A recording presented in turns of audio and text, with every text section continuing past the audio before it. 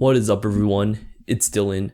As you can see here, I got some facial hair going, some nice cuts that I did myself, but that's besides the point. I hope you all are doing safe right now, doing well. Today, I wanted to talk about the model minority myth, and seeing that it's Asian Pacific Islander Desi American Month, I thought it would be really cool to talk about this subject and just share my opinion on it and share like the things that I've learned by researching it.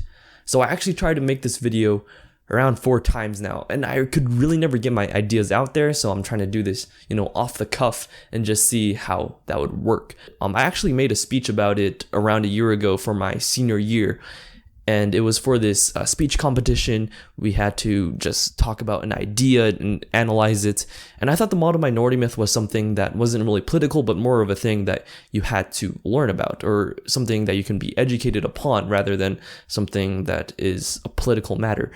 And this speech competition didn't really like political things, so I thought I was educating people through the first and second round. But by the time I got to the third round, I guess they thought it became political at that point, and they were like, nah, you won't continue, or I might have just not done well compared to the rest of the other speakers, which is definitely possible too.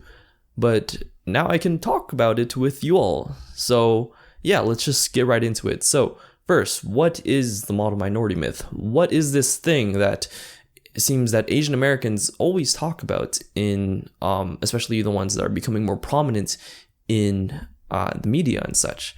Well, it's this idea that was created in 1966 by William Peterson, who was a professor at UC Berkeley.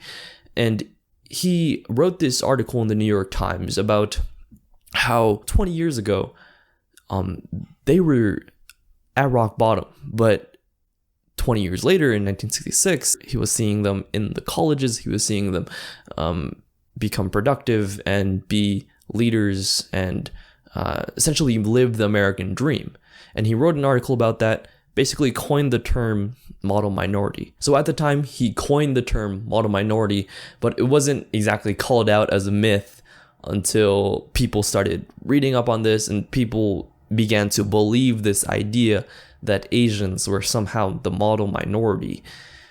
And the thing that's inherently problematic about this, and the reason why it's called a myth, is because it forces unrepresented groups to have this standard put against them, and it really pits groups against each other. And that's the inherently problematic thing about the model minority myth. So another thing I talked about in my speech was this idea of data aggregation. And at the time, the Harvard lawsuit, the Harvard scandal, whatever you want to call it, was still up in arms. People were talking about it. People were angry about, hey, why didn't Harvard accept me because I'm Chinese? Harvard is racist, affirmative action. And I didn't have a clear stance on affirmative action at that point, and I don't really want to talk about my stance on affirmative action now.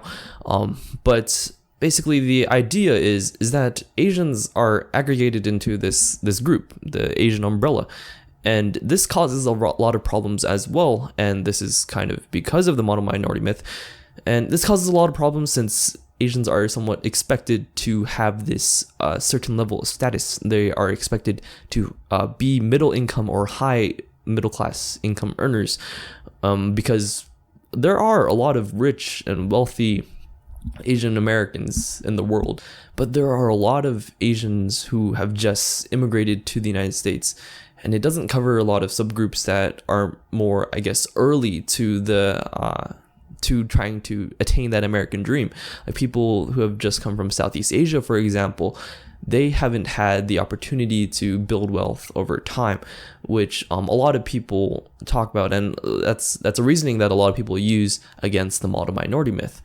And now the third thing that I wanted to talk about was this idea that Asian Americans are seemingly put on this pedestal, a pedestal that they weren't put on by themselves, a pedestal that was artificially put under them, and they're put on this super, super tall pedestal in which they cannot speak, in which people do not listen to them, in which their voices are not heard. This is the epitome of the model minority myth.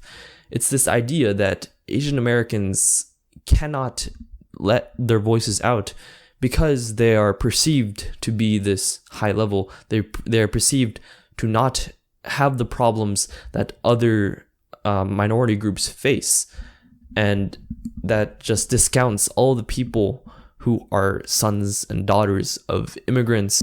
And it just makes our problems look like not problems at all. Our community issues look like no issues at all, because you're Asian. Why can't you do that? That is the main issue with the model minority myth. And I think nothing further exemplifies this than this group, the Nikkei Civil Rights and Redress group, which fought against the Korematsu Supreme Court ruling. And they said that, we should get reparations for what happened because it was unconstitutional. That is what their basis was. And it took them so long. It took them 4 decades to actually get the reparations and to get their voices heard.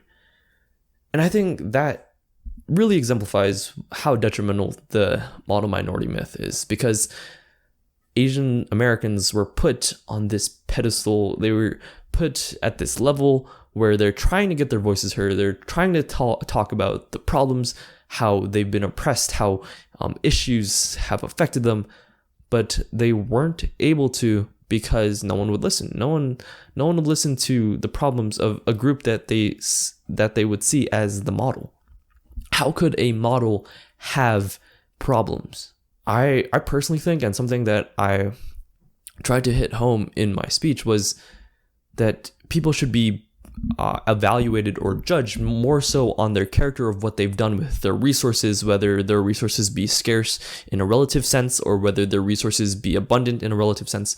They should be judged on that and what they've done in order to use those resources, in order to give back, in order to grow themselves as a person, etc. So that would take out racism in general, I think, if we were able to do that. But yeah, those are just my thoughts on the model minority myth. I hope you all enjoyed the video.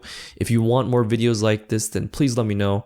I've been learning a lot about Asian American history. I've been learning a lot about Asian history in general, so I could share some of that with you all. But I also hope to share more videos about me singing, hopefully, and yeah, just some other ideas, just some other concepts that I want to share as well. So I hope you all enjoyed.